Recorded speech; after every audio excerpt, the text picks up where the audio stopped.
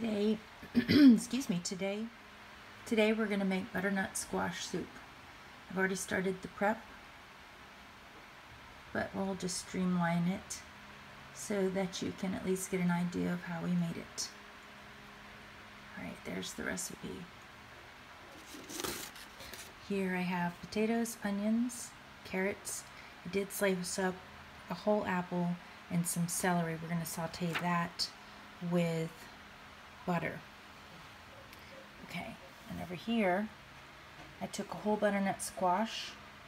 This one's a little larger than the recipe calls for, and that is why there is a few more potatoes and onions, etc. in the pot.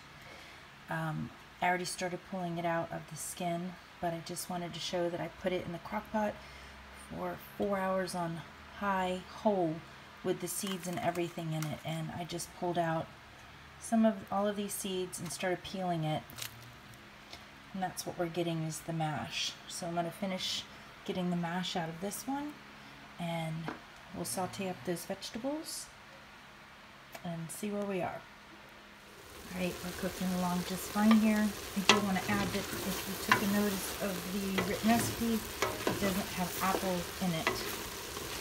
I had an apple that was a little mushy. I decided to go ahead and throw that in here. It should add some sweetness and good flavor and texture.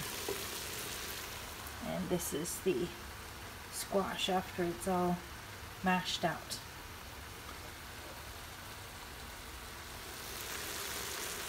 I'm going to continue cooking these till we get them really soft, and I'll come back right as we get ready to blend it all together.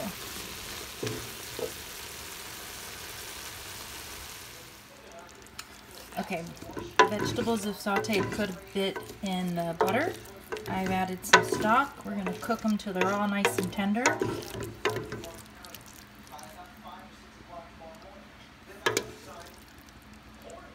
Kind of getting a little soupy, but that's okay. We're going to blend it all up with the immersion blender in just a bit. I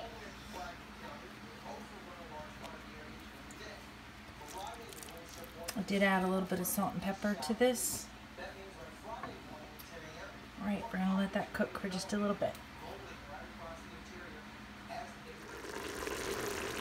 It's fogging up the lens. So we have all these vegetables nice and cooked. We're going to turn off the heat.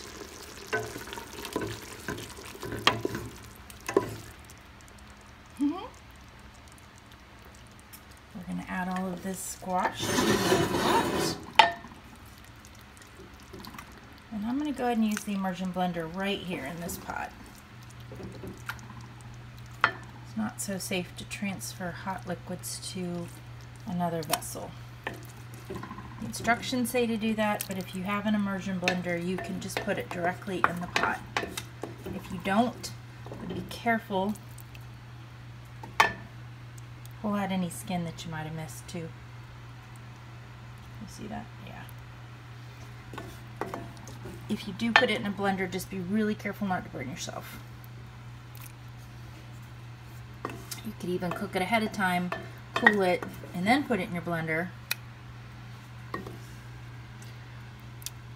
Alright. I'll turn this video back on once we start emulsifying. Alright, I've got it here. I do have the heat off. Best to turn it off while you're doing something like this. And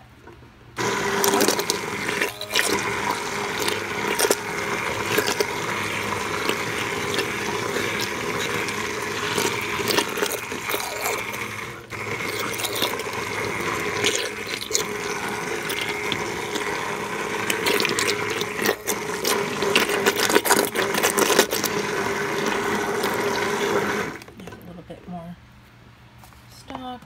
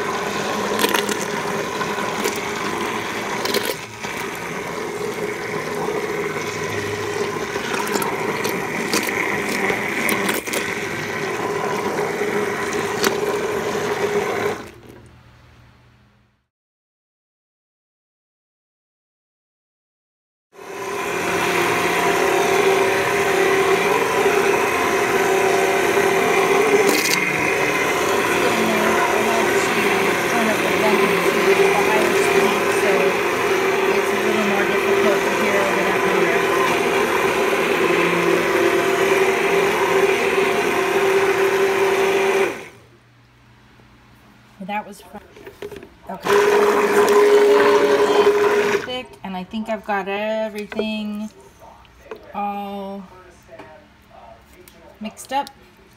So we're going to turn it back on. And we're going to add some more stock because it's a little thick for soup. It's more like baby food. We don't want baby food. So, add a good bit of the stock. And just to make sure that it all gets in here, we're going to do this. About the consistency.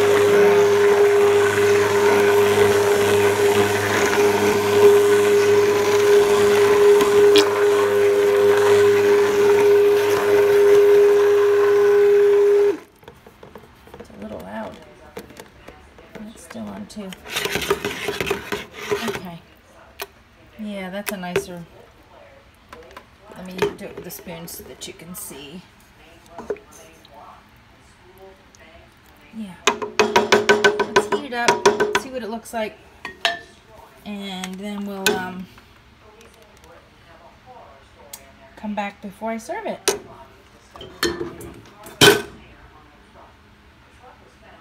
And now we have butternut squash soup. I added salt and pepper when I was sauteing the vegetables. I do not feel I need to add any more at this point. You need to salt and pepper to taste for yourself. I ended up adding the entire quart of chicken broth, and you could use vegetable broth if you would like.